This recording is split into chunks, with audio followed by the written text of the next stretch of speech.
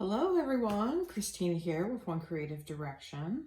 Welcome back to my channel. Welcome to my channel. Thanks for coming along to watch.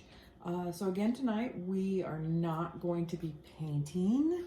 We are going to be finishing out some coasters. So I see in some of my comments and folks watching my videos, I've gotten questions.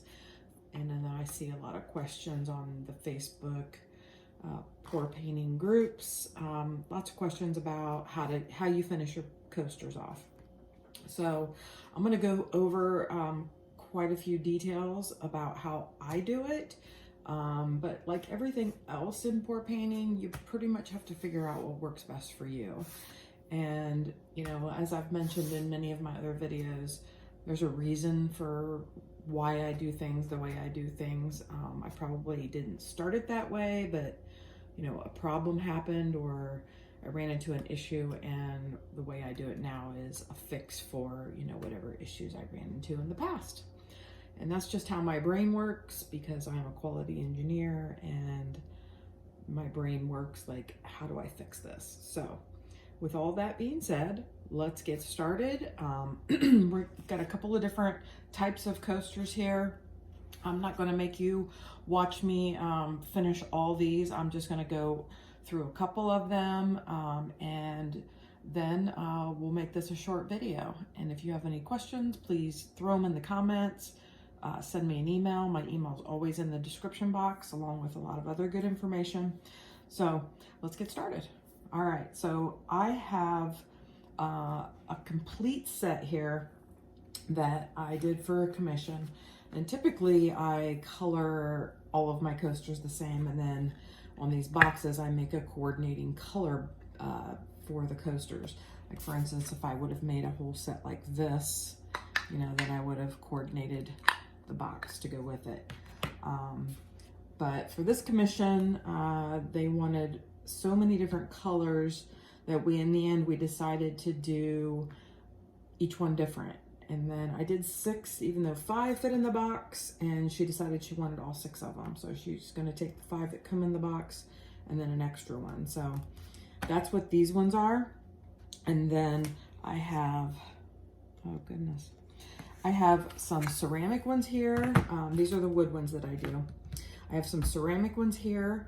And I had purchased this set of 4 wood square coasters at Walmart, ironically. And so that's the first time I've done these. Normally my square ones are always the ceramic ones. And these were considerably more expensive, but I do like the profile, the thickness of these. And they did turn out really well. I'll just have to sell these the same way I sell the ceramic ones, and that is without a holder.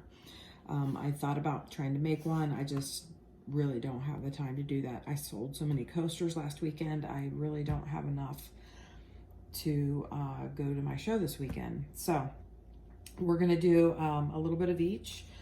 So we'll start with the round ones. So typically what I do is I set them out on something clean, whether it's one of these little poster boards, or I have this silicone mat, or I have a big towel that I use specifically for these. I set them out on something clean so I can turn them over. So I usually turn them all over. And a lot of people ask, you know, how do you back them? Where do you get it? So I buy all my cork backing from Amazon. And I buy different sizes and shapes. The only ones that I haven't been able to find on Amazon are the ones for my hex tiles. And since I was already purchasing the cork by the roll, which you can see here, so I buy a whole roll of it from Amazon because I make like the 6-inch square and the 6-inch hex tiles. And so I just cut my own. I made myself a pattern a long time ago, and I just cut those. So then I basically just trace the back of it. This is my template. As you can see, I wrote template on the back. Then I'll just trace that and cut more when I run out. Same thing for the 4-inch hex. I cannot find any on Amazon that are the correct size, so I really just have to cut my own out of this roll. Other than that, I buy the circle ones. These fit perfectly on these. I don't have to trim them or anything. And Amazon used to sell a smaller size square. I believe these are exactly 4x4. And if you buy ceramic coasters, you know, they're slightly smaller than 4x4. So I have to trim the edge just a tad. So I trim them so they fit much better. Otherwise they would go over the edge and that just doesn't look very attractive. And then for these new ones, since they have rounded corners, I did the same. They are almost exactly the same size as the ceramic, just slightly smaller. So I trimmed a little bit more off of those and I rounded the corners a little bit so it wouldn't look square on the back of that. Okay, so you just have to kind of go with the flow and figure out, you know, when you run into an issue, you just have to kind of figure out, you know, plan B. And like I said, that's just how my brain works. So, all right, so we're gonna start with the round ones. So what I do is I get all of my cork ready. And one of the things that I do before I put the cork on, and everybody's gonna say, oh, that's probably really not a necessary step. For me, it is. I put glue on them for the simple fact that last year, my coasters did fine by just sticking the cork backing on them until we hit the really hot and humid weather here in Ohio last summer, at the end of the summer.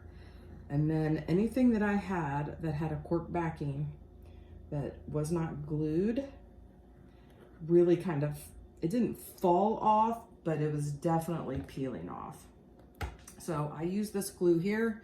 I get it at Hobby Lobby. It's called Beacon 3-in-1. It says it's waterproof. It has some other verbiage on there and I don't have my glasses on, so I can't read it. So I basically just peel that off, try to center it, and press it down. You want to make sure you get all the air out of there. Now, before I coat my coasters, before I put the top coat on them, I take a utility knife and I get all the excess paint off the bottom so it's nice and smooth. So when I do apply this cork backing, after I'm done top coating, it sits really nice. So I'm gonna do all 6 of these real quick and then I'm gonna show you my next step.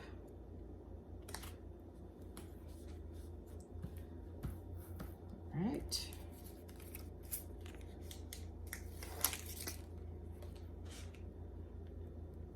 Hopefully everybody is out enjoying some of this nicer weather. I don't know where y'all are from, but here in Ohio, we're at the end of April and we've had very few days where it's been nice. It's been rather chilly.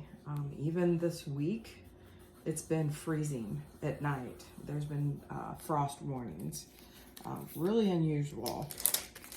So I'm really looking forward to some nice weather. I have a show on Sunday and I'm praying that it doesn't rain. Right now it's calling for rain and it's a rain or shine show. But I mean, let's be honest, who wants to shop for art in the rain and who wants to set their booth up in the rain? Not this girl. Okay, so those are all on. All right, I usually try to run my fingers around because I take that glue and I swirl it. And you want to make sure that you don't get it too close to the edge because when you do this, then it'll all squirt out at you. So I've pretty much got that down. And I usually just rub my finger over. Sorry, I'm probably got my big fat hand in the way. So I usually just swirl that and make sure it's flat on there. Okay, so those are done. And then I have, a lot of people have asked, how do you, finish them? So I always say I have a stamp. So I ordered this stamp with my business name on it and there's a date, a position for a date on here. And it basically just has my name on there and a little description. And I stamped the back of every one of my coasters. Okay, I'll show you what it looks like when I stamp them all. I'll show you how I finish them from here. All right. Okay, so this is what it looks like. You can see that. It has my name, and then there's a little spot here for the date. So what I do is, you can see this little sticky note here. When I finish top coating my pieces, I have little sticky notes. I have all kinds of stuff that, you know, I use to write dates on. I write down the date, I set it aside until I'm ready to, you know, put the backing on, or, you know, whatever the next step is. So I want to make sure that I always, you know, kind of keep track of when my last layer of top coat went on, because I use Bright Tone, and you build that gloss by adding layers every 4 to 5 hours. And so 4/27, which was yesterday, was the last day I put the last top coat on all of these. So I take a Sharpie and I write on here that date. And typically when I go to a show, I try not to take anything that hasn't had at least 7 days since the top coat. Just because, you know, everything with Bright Tone, you really want to let it sit for 7 days. And then after 7 days, it's good for light use. And then it, just like resin, it cures in 30 days and it's good to go. So that's what I do. Put my date right here. So that way I know, and the person purchasing them knows. And then if it's less than the 30-day cure, I give them one of these cards.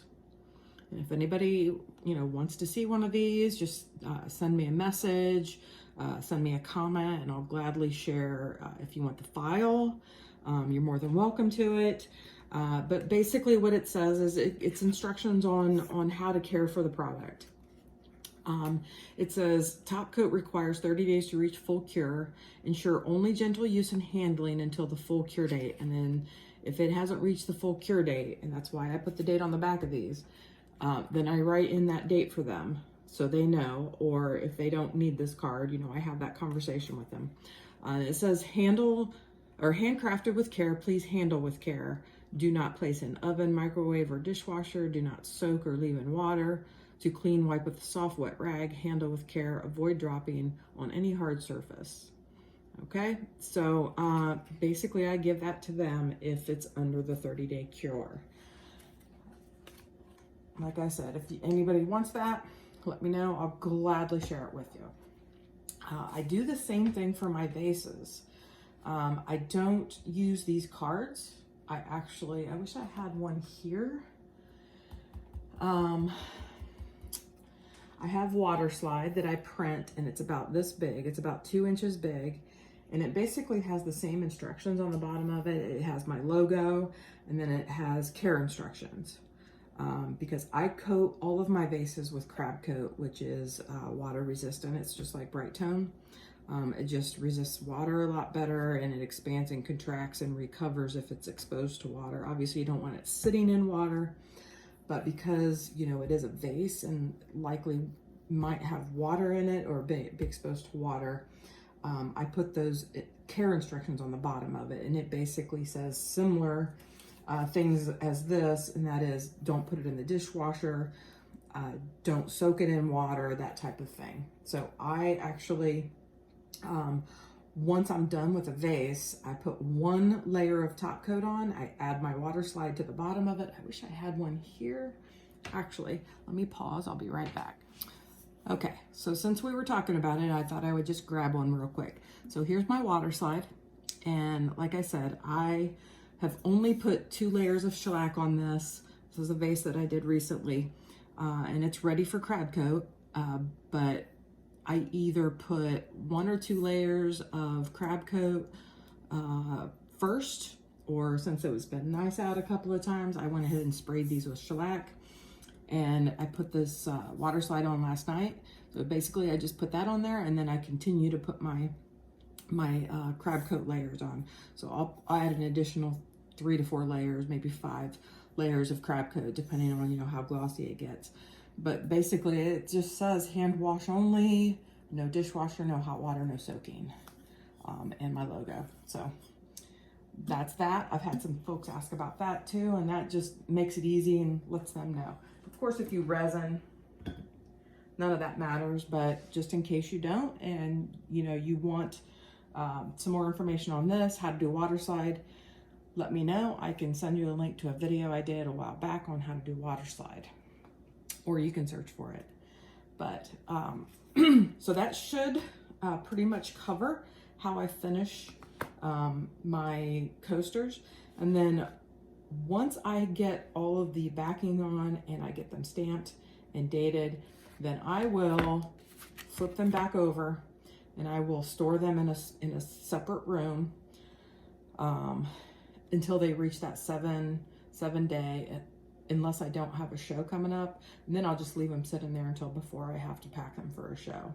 I don't like to really pack them until they've reached their full cure, unless I absolutely have to. I guess I can't talk today. But I really don't want to put them in the box or put them in the container that I store them in and they travel in unless I have to. So you want to make sure that you're, you know, pretty gentle between 7 and 30 days. But hopefully that helps. If you have any questions or you want the file for these cards, you need some help with, you know, maybe doing a water slide, let me know.